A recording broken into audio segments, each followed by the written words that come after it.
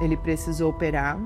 A cirurgia é aberta, então eles abrem o tórax, tira o coração, então a criança... Tem que cortar o coração no meio. Então é parado, para todo o sangue do corpo, vai para uma máquina, a criança fica ali, só o corpo dela. Eu fiz uma oração diante do Santíssimo exposto, que eu falei para Deus, né? Eu falei assim, Deus, eu aceito se o Miguel morrer. Ele já fez tanto por mim, pela minha família. Eu aceito, Pai. Eu sei que ele vai estar no melhor lugar do mundo. Eu, a minha vontade, o meu egoísmo, ele pede para que eu deixe ele aqui comigo.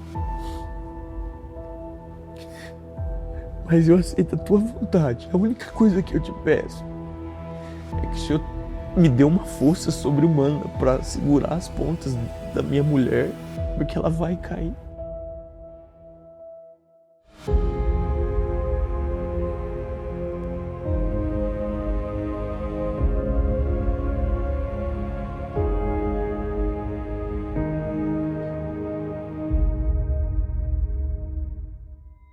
A gente sempre foi, eu principalmente, né, por conta da minha família, então eu sou cantor hoje sertanejo, mas meu primeiro contato com música foi na igreja, cantando no coral, tive banda, né, hoje graças a Deus tenho meu ministério de música novamente na igreja, que era um sonho que eu tinha,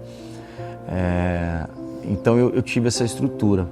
Porém, quando eu entrei na música, eu viajei, eu acabei me afastando muito de Deus, né, e aí, tipo, não ia mais na missa, não tinha interesse na missa, não tinha mais aquele, eu preciso ir na missa de domingo realmente, não ia. Eu sabia que eu precisava da comunhão, mas eu não ia porque estava em pecado, então foi virando aquela bola de neve. Eu, um pouco antes, ao contrário dele, não cresci na igreja, não, meus pais me deram uma abertura, assim, uma criação maravilhosa, super estabilizada, de muito amor, de muitas regras, mas não tinham a espiritualidade, não iam à missa aos domingos, não... que religião você é? Eu sou católico. Só por falar, sabe, da boca pra fora. Porque católico só vai na igreja em batizado e casamento. É bem isso, eu só ia em batizado, casamento, não tinha noção nenhuma, assim, fiz a primeira comunhão também por fazer, porque me colocaram lá. Enfim, aí quando eu conheci o Irineu, em 2011, ele ia à missa com os pais, tinha... toda essa espiritualidade, e eu comecei a frequentar a igreja junto com ele. Eu sempre gostei da parte desse misticismo da igreja, né? Das coisas do sobrenatural de Deus. Eu sempre fui apaixonado pelo sobrenatural de Deus. E eu sempre fui um cara que eu falava assim, cara, Deus, ele vai falar com você, mas você tem que entender os sinais, né? Porque ele não vai aparecer para você igual num filme, caiu um raio e ele vai falar, né? Então eu sempre tive essa parte, eu sempre fui muito apaixonado e eu amava falar isso com ela. Só que isso despertou uma fé muito grande nela. E ela começou a procurar em 2000 que você fez o seu acampamento? 2018. Em 2018 iniciou o meu processo total de conversão mesmo, porque eu fiz o acampamento e eu tive um encontro maravilhoso com Jesus e eu falei, nossa, eu preciso saber mais desse cara, e mais, e mais, e mais, que aqueceu tanto meu coração. E ali começou. Então foi crucial, assim, ele ter me levado para Jesus, porque a minha sede por ele é algo que eu tenho todos os dias. Mesmo nos momentos, né, amor, que às vezes eu falo, minha fé esfriou, amor, tô fria, tô morna, eu não quero estar assim. Ele, não, o Espírito Santo tá aí, pode clamar que ele tá aí e você volta. E quando eu saí do meu acampamento, ele me abraçou, ele não parava de me abraçar, ele me apertava. Quando ela entrou na igreja, eu falei pra ela assim, eu tô vendo a sua alma, você tá acesa. Tipo, foi tão bom estar perto delas. Eu nunca vou esquecer daquele dia. Assim. Ele falou, o Espírito Santo tá exalando em você.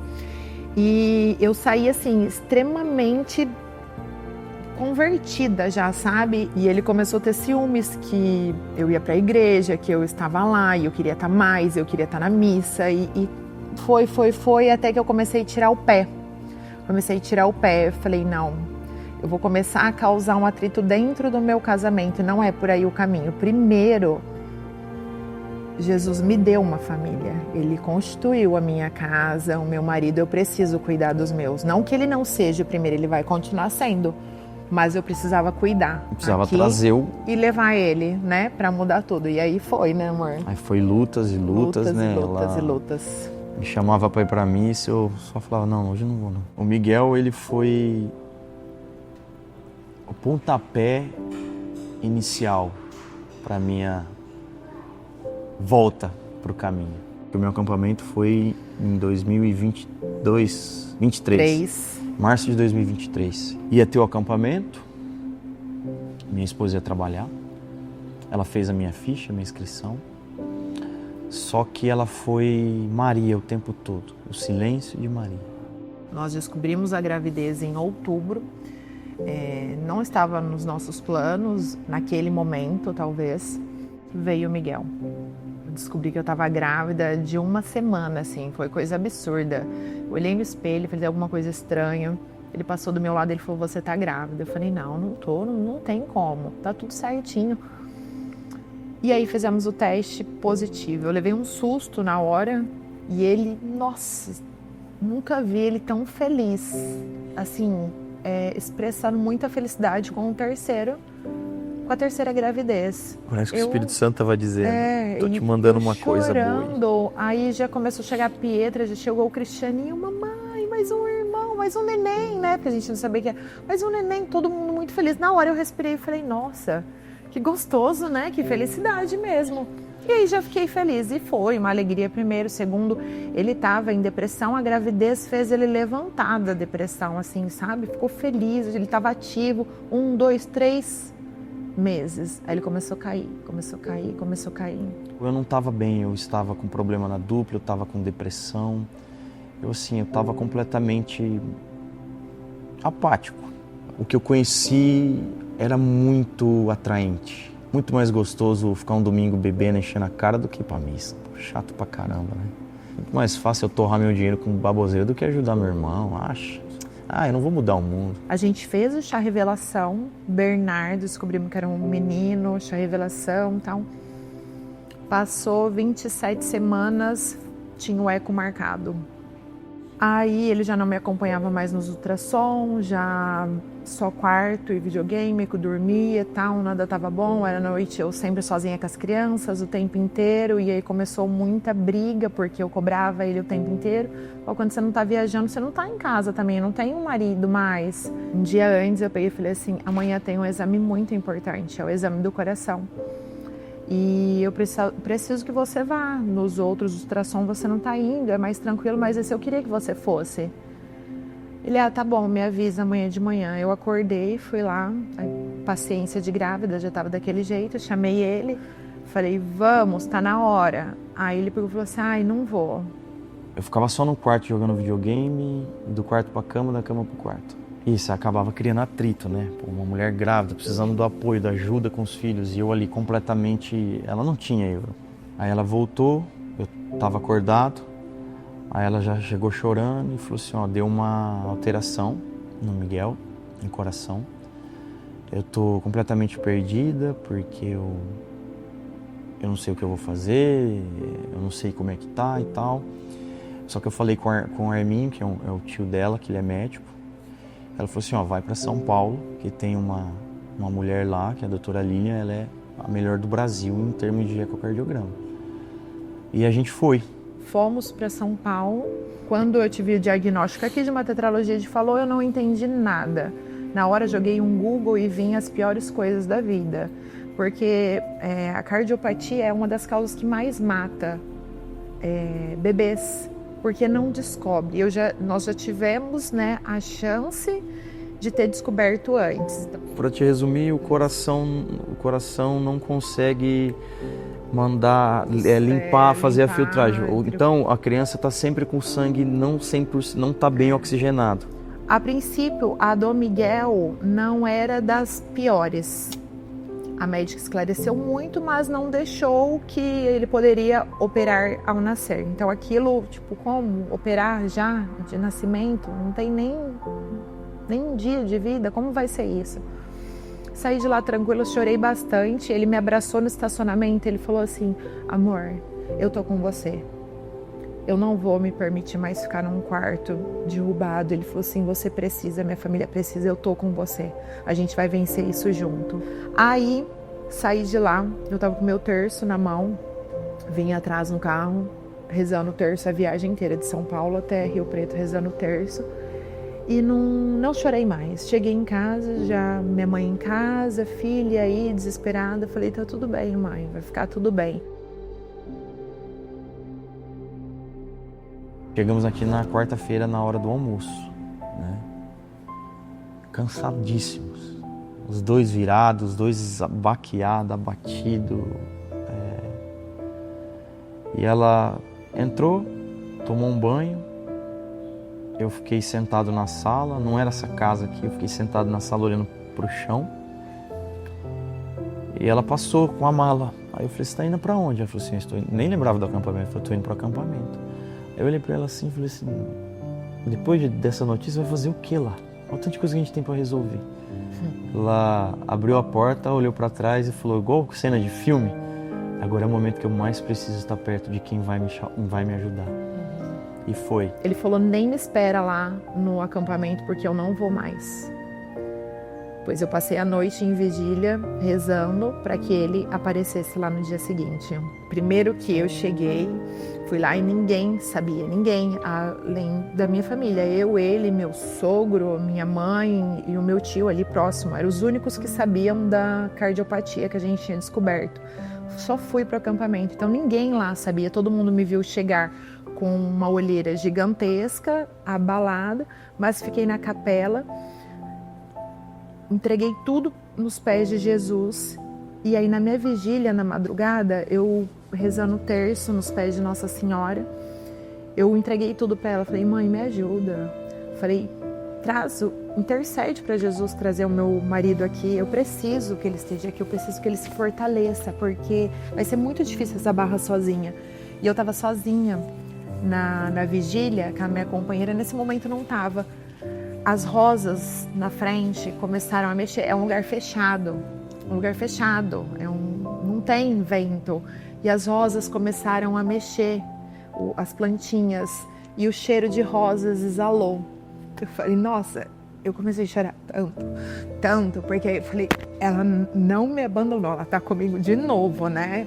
Tipo, tá tudo bem, Paula, tá tudo bem. No outro dia eu acordei sozinho, tinha que estar na igreja às 7 horas, 6h10 eu acordei sozinho, foi o tempo de eu fazer uma mala muito rápida e a hora que eu vi eu tava dentro do ônibus, indo para acampamento. Eu vi ele chegando, o meu coração, tipo, era só gratidão. Falei, obrigada, Jesus, obrigada, mãezinha, por ter trago ele até aqui, agora eu sei que vocês vão fazer. E foi feito, porque ele entrou com um bico gigantesco, tipo assim, né? Nossa, vim obrigado, e lá, já no primeiro dia, ele tomou várias rasteiras, né, amor? E eu tinha certeza que eu estava naquele acampamento pro meu filho, mas não era. É muito surreal esse sobrenatural de Deus. E eu fui buscar isso, eu queria de volta. E eu consegui no primeiro dia, assim. Foi incrível. Eu amo tudo que envolve armadura, batalha. A hora que a gente é recebido, a gente entra, né, num lugar e tal. E, cara, eu dei de cara com uma estátua desse tamanho de São Miguel. Ela era a coisa mais linda. Ele estava adornado com uma armadura linda, as asas abertas, a espada, o demônio sendo massacrado. Eu parei na frente daquela estátua, fiquei olhando, aí tava no rodapé São Miguel Arcanjo. Eu falei, cara, que estátua linda. Meu Deus do céu. Eu falei assim pro meu líder, o André, falei assim, nossa, André, que estátua bonita, cara. Ele falou, São Miguel é assim mesmo, poderoso. Falei, nossa, aí eu comecei a conversar, falei, que eu gosto de estátua e tal, e essa daí me chamou a atenção, que eu acho que vou comprar uma pra minha coleção e tal. Ele falou, você tá com a camiseta de São Miguel? Eu olhei assim e falei, Puxa, é mesmo, cara, lembra? Oh, que legal, minha esposa que me deu, tal, tá com a camiseta. Eu sentei. Começou sentou todo mundo, os acontecimentos, subiu uma pessoa para dar um testemunho, uma mulher. Testemunho de um milagre do filho. E o filho se chamava Miguel. Aquilo ficou na minha cabeça, não saía, a gente passou o dia todo, tal. Eu criei um apego por aquele anjo que eu desconhecia há 8 horas atrás.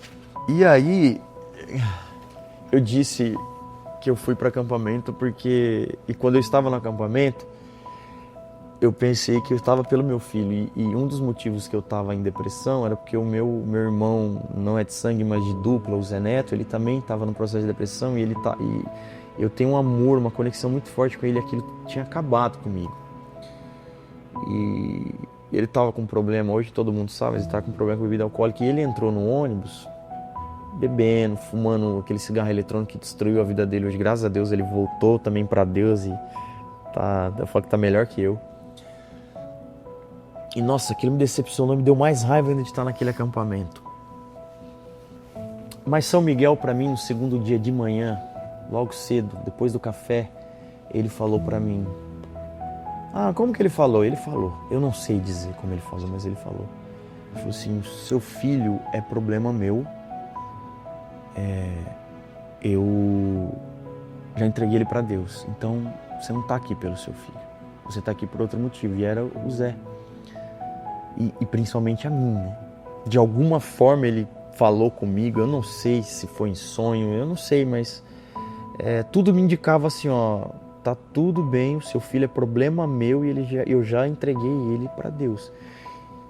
E eu consagrei ele a São Miguel, né? Em oração, eu falei: São Miguel, eu consagro todos os meus filhos, eu consagrei a Jesus, né? Entreguei, mas eu falei assim: o Miguel eu quero consagrar e vou dar um nome de Miguel. Eu vou abrir um adendo aqui que quem escolhe o nome dos filhos é a mulher.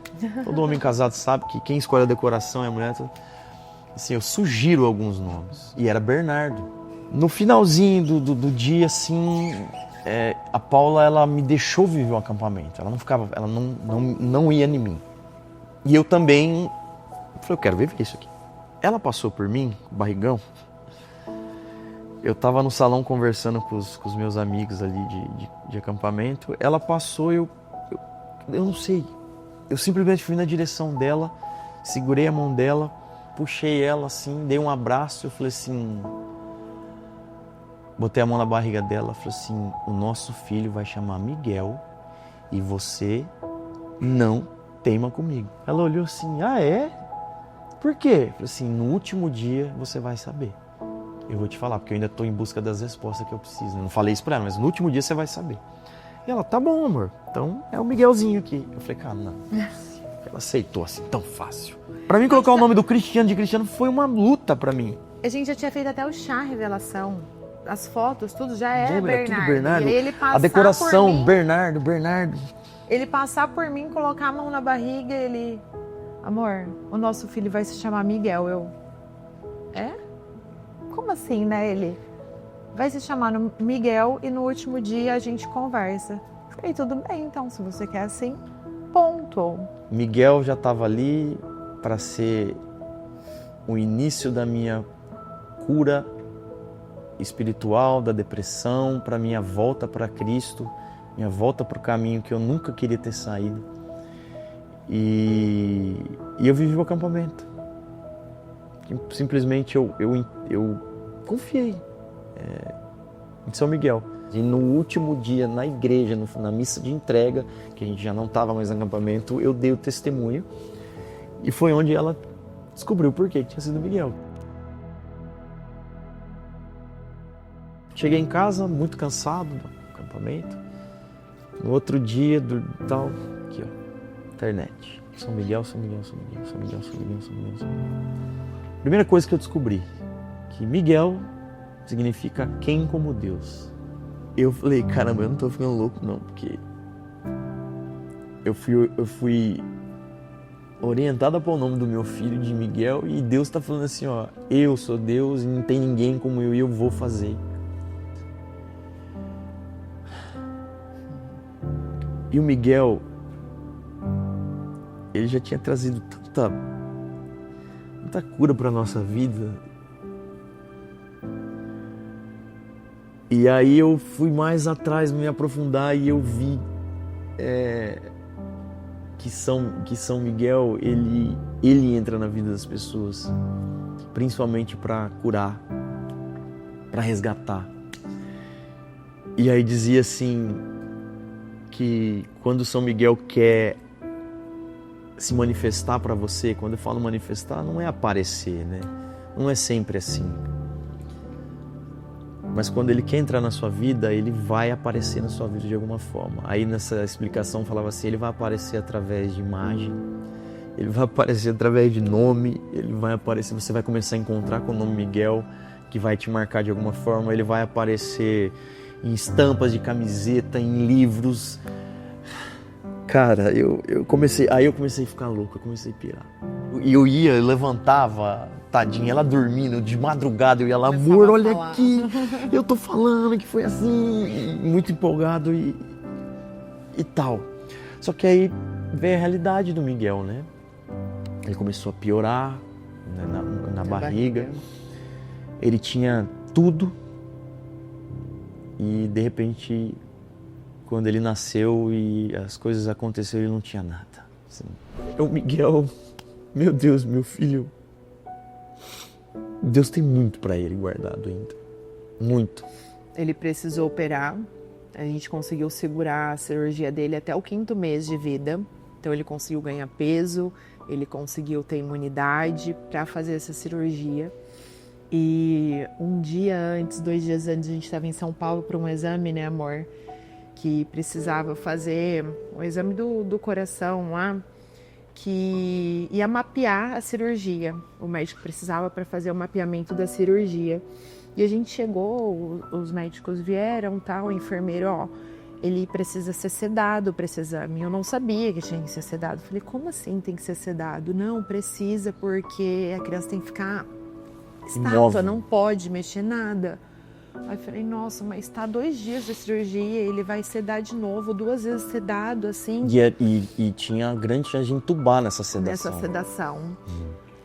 Nossa. Aí tal, saímos, levaram ele, nós fomos para uma salinha, o joelho no chão e começamos a rezar e pedir.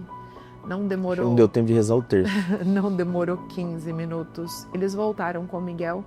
Falou, olha, mãe e pai, não precisou. Ele ficou quietinho. Ele ficou estátua, ele não se moveu, nem a barriguinha dele mexeu. A gente conseguiu fazer sem sedação. Esse exame que ele fez, que não precisou, mapeou. A médica pediu para relaudar, porque ela olhou, ela falou, tem alguma coisa de errado. Eu nunca vi isso no exame dele. Lauda de novo esse exame. Ela pediu para relaudar, ela falou, nunca que apareceu, e tem um negocinho lá no coração, nunca apareceu isso, um tubérculozinho. Um tubérculo no coração. Nunca apareceu isso. Pois ele foi para a cirurgia, ela encanada com aquilo, porque até uma semana antes ela tinha feito o eco e não tinha aquilo.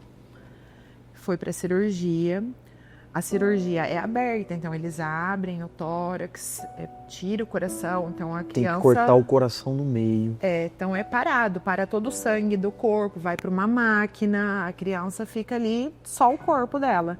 E tiram o coração para poder fazer a cirurgia. Nessa cirurgia do coração, o coração ele é dividido ao meio para poder entrar e fazer o que tem que ser feito. E o maior risco dessa cirurgia esse corte. Ele abriu o peito, tirou o coração, mas não precisou dividir o coração no meio, porque esse tubérculo tubérculo mudou totalmente a cirurgia dele. Mudou a cirurgia dele. Eles conseguiram entrar por um outro lugar. Esse tubérculo, ele fez... É menor que uma unha, que a minha unha. Tá na aliança da médica, é um pedacinho de carne. E pra mim ali tem muito a ver com o Lanciano, o coração de Cristo. Tudo. Que não precisou fazer essa abertura, deu pra corrigir por trás do coração. Cara, o Miguel é só coisa sinistra. Só milagre em cima de perfeição milagre. De Deus. E aí, pós-cirurgia, ele chegou todo tadinho, né? Dor, irritado, e o Miguel não sorria mais. O primeiro dia que ele chegou amarrado, porque ele não podia se bater, é triste ver. E eu fiz uma oração diante do Santíssimo exposto, que eu falei para Deus, né? Eu falei assim, Deus, obrigado por tudo. Eu queria te pedir pela cura do meu filho. Total ou eu aceito passar pelo processo da cura. E eu também quero dizer, Deus, que eu aceito se o Miguel morrer. Ele já fez tanto por mim, pela minha família. Eu aceito, Pai. Eu sei que ele vai estar no melhor lugar do mundo. Eu, a minha vontade, o meu egoísmo, ele pede para que eu deixe ele aqui comigo. Mas eu aceito a tua vontade. A única coisa que eu te peço é que o Senhor me dê uma força sobre-humana para segurar as pontas da minha mulher, porque ela vai cair. Então, se é da sua vontade, seja feito, Pai. Mas eu aceito a sua, mas eu queria dizer que a minha, a minha, Pai, é que ele fique aqui. Meu Deus do céu. E esse dia foi um dia específico que falei, amor, eu acho que o Miguel não vai sobreviver. Eu falei pra ele, porque eu já entendi o propósito. O Miguel veio para salvar nossa família. E ele já salvou, ele já restaurou, ele já curou você, ele já reestruturou, ele já te fez voltar para Jesus. E ele não vai sobreviver. Falei, então, vamos intensificar nossas orações, porque tá muito difícil para mim. Falei pra ele. Eu tô com isso no meu coração. E aí, foi esse dia, a gente fez muita oração, e aí ele teve mais uma resposta de São Miguel. A gente tava na quaresma de São Miguel, né, amor? Na quaresma de São Miguel. Diante disso tudo, ele melhorou, o Zé piorou na depressão. Muita coisa acontecendo. E mais essa preocupação que a gente tinha com o nosso filho. E aí, mais uma vez, São Miguel falou assim, olha, né, amor, conta. O seu filho, eu já te falei, é problema meu. Eu vou cuidar dele. Continua cuidando dos seus. Essa parte já tá resolvida. Miguel vai ser testemunho vivo do amor de Jesus. Mas o lado humano não deixava, né? Porque eu ficava com essa dúvida, será que o papel dele foi esse? Ele me salvou, ele salvou a minha esposa, o meu casamento, a minha família, os meus filhos. E começou a salvar o Zé também, né? O Zé, ele fala que o Miguel faz parte do recomeço dele. É muito difícil você ver o seu filho nessa situação. Eu voltei para dentro do banheiro, eu fechei a porta, falei, Senhor, eu não consigo. Falei, eu não consigo, eu caí no chão e eu comecei a chorar muito, e muita ânsia e muito tudo. Eu, São Miguel, vem nosso socorro, vem meu socorro agora, porque não vai dar, eu preciso estar forte pro meu filho, eu não consigo. Quem que apareceu mais uma vez com o seu cheiro exalando de rosas? Nossa Senhora. Como se ela me pegasse do chão no colo, me levantasse e falasse, vai, você consegue, você é mãe, você é forte, você suporta tudo. E aí não durou 24 horas para ele sorrir. Eu tenho a foto, eu tenho uma foto e a gente falava com ele, cara, eu não acredito, você acabou de abrir o coração. Ele olhava e ria, como se ele quisesse dizer, tá tudo bem. Você não lembra que falaram para você? Por que você tá... Né? A cicatriz dele, eu falo que o milagre foi tão completo que nem a cicatriz é visível mais. Você tem que prestar muita atenção para ver o corte no peito dele. E ele é um menino que todos os dias ele nos trata assim, é muita alegria, muita alegria. É até engraçado a forma que São Miguel escolhe o seu exército, né? Porque não somos nós que escolhemos ele, e ele... É você que eu quero te recrutar para o meu exército e você vai toma a frente, vai me levar pra gente salvar almas juntos, né? E o Cris fez isso. O Daniel, que ele é extremamente ungido pelo Espírito Santo, ele é da nossa paróquia, São João Paulo II. Ele falou assim pra mim, né? Ele falou: Cris, você sabe que não é você que escolhe o santo, né? É o santo que escolhe você. Ele falou pra mim assim, ó, eu quis ser devoto de São Miguel, mas eu acabei me tornando devoto de São Padre Pio. Porque eu entendi que não é você que escolhe o santo. Cada santo, ele vai entrar na sua vida pela sua necessidade. E o que Miguel é na minha vida? São Miguel Arcanjo é na minha vida. Eu vivo num mundo de luxúria, vivo num mundo de gula, eu vivo num mundo pecaminoso. E o que eu preciso para vencer? Alguém para combater comigo. E o único que poderia entrar na minha vida e me ajudar nesse combate era São Miguel Arcanjo. Porque ele derrotou o demônio e eu questionava o tempo todo para Deus, eu não consigo vencer o diabo na minha vida. E eu preciso que você me ajude. Então, eu pedi tanto o socorro de Jesus assim para mim voltar e nunca veio. Porque ele guardou o momento certo. Porque Deus escreve certo por linhas retas. Tá? Então, o tempo todo que eu pedi o resgate e Deus não fez, é porque ele sabia que ele tinha a hora certa para fazer. Eu vou fazer na hora certa porque vai ser mantido. Se ele tivesse feito antes, eu teria me perdido. Eu não teria chegado até aqui.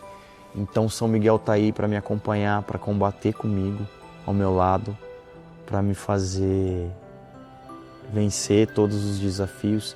E realmente o único que tem poder sobre Satanás é Deus, e o único que tem poder de Deus para vencer Satanás é São Miguel Arcanjo. Ele é o nosso líder general. Então eu tenho certeza que ele entrou na minha vida para, não só pelo Miguel, mas para estar comigo nas batalhas e vencer o mundo em que eu vivo e continuar nessa caminhada, sabe? Então eu só tenho a agradecer a São Miguel Arcanjo e a Nossa Senhora por ter me... Por isso que eu falo que não tem como você dizer que santo não intercede.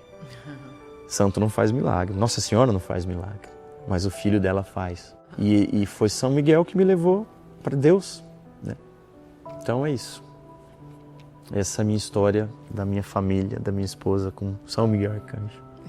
Aquele que nos defende todos os dias dos combates.